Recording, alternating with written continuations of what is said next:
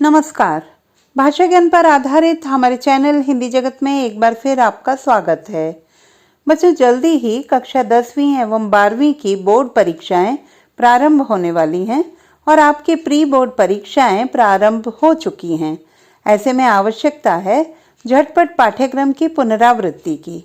हमारा आज का वीडियो कक्षा 10वीं कोर्स ए के अंतर्गत सम्मिलित व्याकरण पाठ रचना के आधार पर वाक्य भेद एवं वाच्य के बहुवैकल्पिक प्रश्नों पर आधारित है।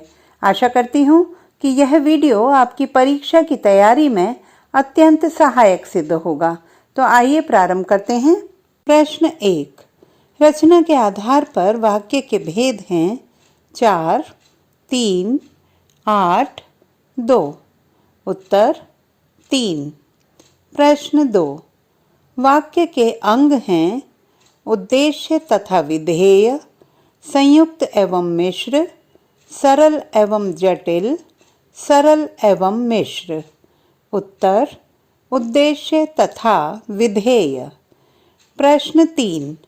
मिश्र वाक्यों में आने वाले उपवाक्यों को कितने भेदों में बांटा गया है? 2, 5, 3, 6। उत्तर 3। प्रश्न 4।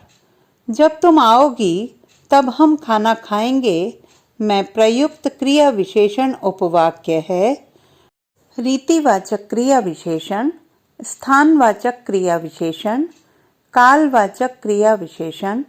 इनमें से कोई नहीं। उत्तर कालवाचक क्रिया विशेषण। प्रश्न 5। पिताजी ने कहा कि कल वे बाजार जाएंगे। वाक्य में प्रयुक्त उपवाक्य है संज्ञा उपवाक्य, विशेषण उपवाक्य, क्रिया विशेषण उपवाक्य, सरल उपवाक्य। उत्तर संज्ञा उपवाक्य। प्रश्न 6। संयुक्त वाक्य में सभी उपवाक्य डैश होते हैं। प्रधान उपवाक्य, आश्रित उपवाक्य, स्वतंत्र उपवाक्य, मिश्र उपवाक्य। उत्तर स्वतंत्र उपवाक्य। प्रश्न 7। जिस वाक्य में एक प्रधान उपवाक्य, दूसरा आश्रित उपवाक्य तथा तीसरा समुच्चय बोधक अव्यय हो, डैश कहलाता है? संयुक्त मिश्र वाक्य, मिश्र वाक्य, संयुक्त वाक्य, सरल मिश्र वाक्य। उत्तर संयुक्त मिश्र वाक्य। प्रश्न 8।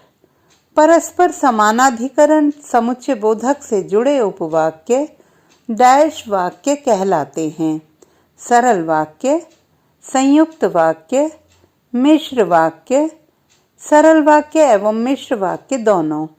उत्तर संयुक्त वाक्य। प्रश्न 9। सांझ हुई और पक्षी नीड़ में आ गए। वाक्य का सरल वाक्य होगा शाम होते ही पक्षी नीड़ में आ गए।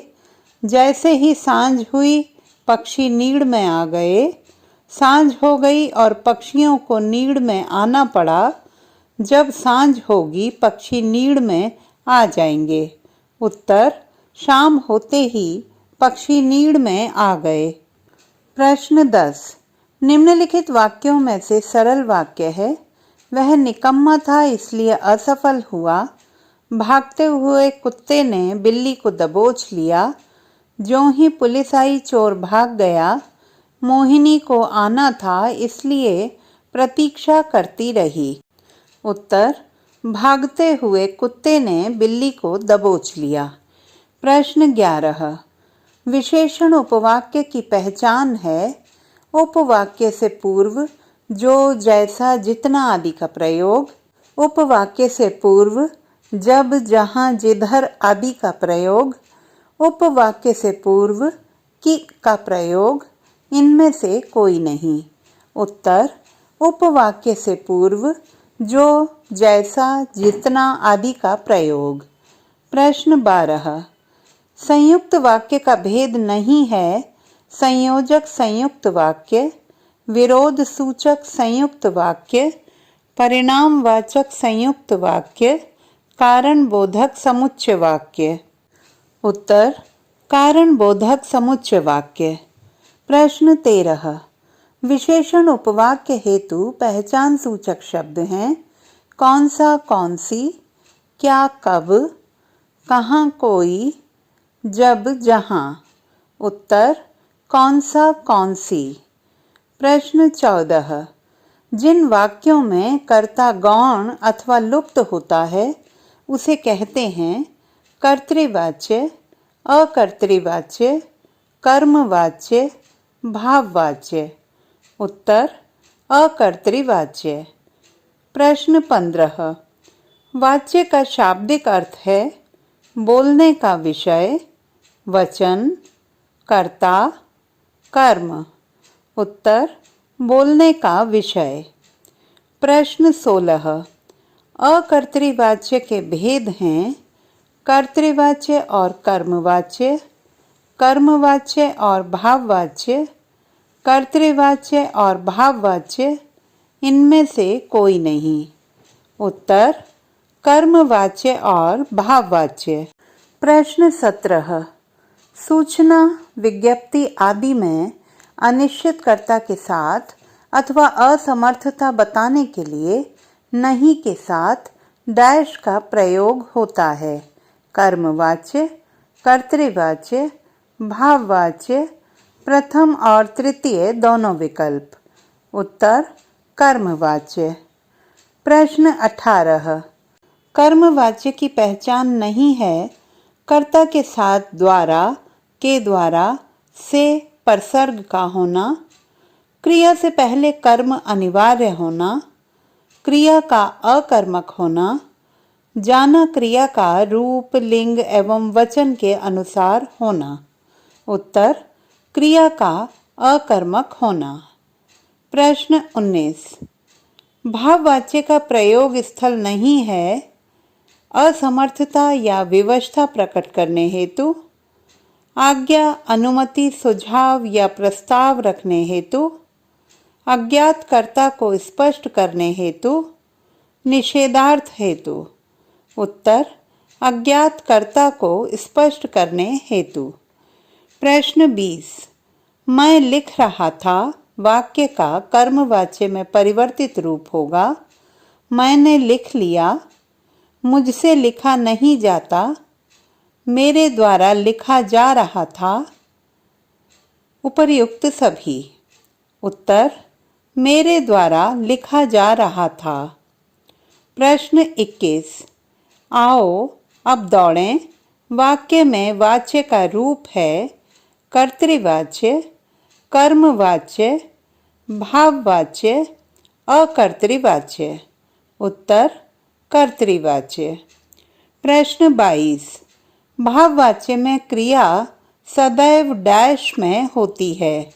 अन्य पुरुष पुल्लिंग एक वचन में, मध्यम पुरुष स्त्रीलिंग बहुवचन में, अन्य पुरुष स्त्रीलिंग बहुवचन में, प्रथम पुरुष पुल्लिंग बहुवचन में। उत्तर अन्य पुरुष पुल्लिंग एक वचन में। प्रश्न 23। भगत सिंह को फांसी दे दी गई वाक्य में प्रयुक्त वाच्य है कर्तृवाच्य, कर्मवाच्य, भाववाच्य, कोई नहीं। उत्तर भाववाच्य। प्रश्न 24। मोहन हंसा से निर्मित भाववाचक वाक्य होगा मोहन हंस नहीं सका, मोहन हंसो, मोहन से हंसा नहीं गया, मोहन से हंसा जाता है। उत्तर मोहन से हंसा जाता है। प्रश्न 25। आओ अब दौड़ें वाक्य में वाच्य का रूप है कर्तृवाच्य, कर्मवाच्य, भाववाच्य, प्रथम एवं द्वितीय दोनों। उत्तर कर्तृवाच्य। प्रश्न 26। कर्मवाच्य की प्रमुख विशेषता है इसमें कर्म प्रधान होता है, कर्ता गौण होता है, उपर्युक्त दोनों, कर्ता प्रधान होता है। उत्तर उपर्युक्त दोनों।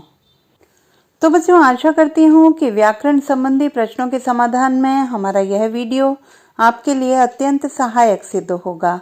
हमारे आगामी वीडियो में व्याकरण पाठ पद परिचय एवं अलंकार पर आधारित बहुवैकल्पिक प्रश्न देखना न भूलें। भाषा संबंधी किसी भी समस्या के समाधान हेतु बने रहिए सुनीता भटनागर हिंदी जगत के साथ। आपका दिन शुभ हो।